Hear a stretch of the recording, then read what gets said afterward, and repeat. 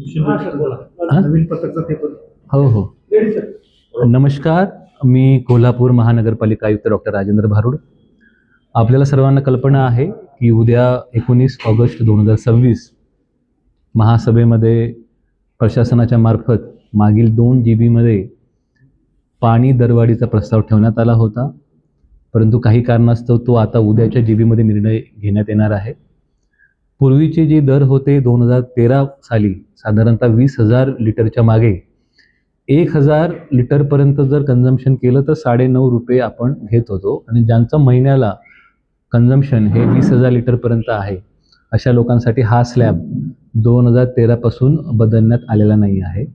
20 ते 40 असो, 40च्या पुढचे असो, कमर्शियल असो किंवा इंडस्ट्रियल असो, तर जे जुलै 2026 महाराष्ट्र जीवन प्राधिकरण, त्याला आम्ही MJP म्हणतो, यांनी जी दर प्रस्तावित केली, ज्या ज्या ठिकाणी MJP पाणी पुरवठा करते, मग आपल्या कोल्हापूरच्या जवळचं काही भाग असेल, गांधीनगर असेल, मोरेवाडी असेल, किंवा काही ज्या ड वर्गाच्या महापालिका जिथे MJP पाणी पुरवठा करत असेल, यवतमाळ, गोंदिया, अमरावती, हिंगोली, यांचा जो दर आहे त्या दराशी मॅच होईल असा दर आम्ही हा प्रस्तावित केलेला आहे. याचं प्रमुख कारण आहे, महापालिकाच्या पाण्याचं पंपिंग स्टेशन असेल, जलसंधारणचे बिलं असतील, MSCBचे बिलं असतील, किंवा ओव्हरऑल मनुष्यबळावरती लागणारा खर्च आणि आपले जे STPs आहेत, सिवरेज ट्रीटमेंट प्लांट, यांच्यावर लागणारा खर्च हा साधारणतः 100 ते 125 कोटी जातो.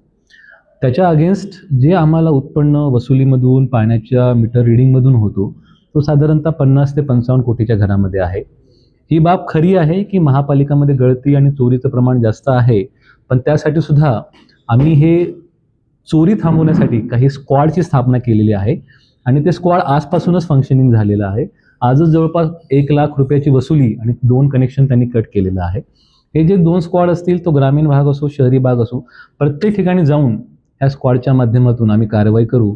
परंतु मी नागरिकांना परत आवाहन करतो, विनंती करतो की ही जी दरवाढ आहे ही नैसर्गिक दरवाढ आहे.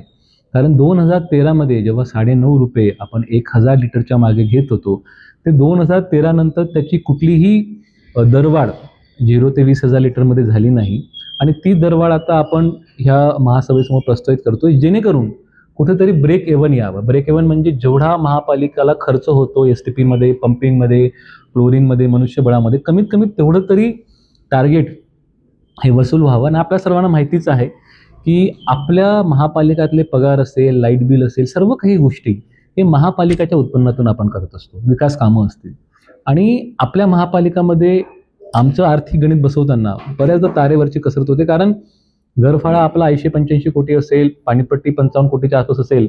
महिन्याचा खर्च साधारणतः महापालिकाचा पेन्शन, सॅलरीज, त्यासोबत लाईट बिल, डिझेल, पेट्रोल, जो आम्ही कमिटेड रिस्पॉन्सिबिलिटी म्हणून म्हणतो, तोच कमीत कमी 40 ते 42 कोटीच्या घरात जातो.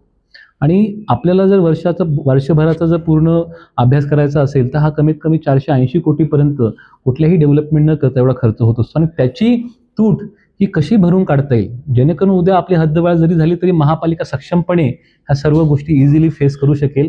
म्हणून मी नागरिकांना, सर्व जनतेला, सर्व संघटनेला, सर्व राजकीय पक्षांना नम्र आवाहन करतो की ही वाढ ही नैसर्गिक वाढ आहे. याच्यामध्ये कुठल्याही पद्धतीने अतिरेक वाढचा झालेला नाही. आणि शेवटी निर्णय हा महासभेचा आहे, किंबहुना महासभा याच्यामध्ये थोडं कमीही करेल, परंतु आमची नम्र विनंती आहे की आर्थिक स्थितीपुढे कुठल्याही पद्धतीने महापालिका जी परिस्थिती आहे त्याला चांगल्या पद्धतीने करण्यासाठी हे जे पाऊल उचलत आहे त्याला सहकार्य करावं, समर्थन द्यावं. धन्यवाद.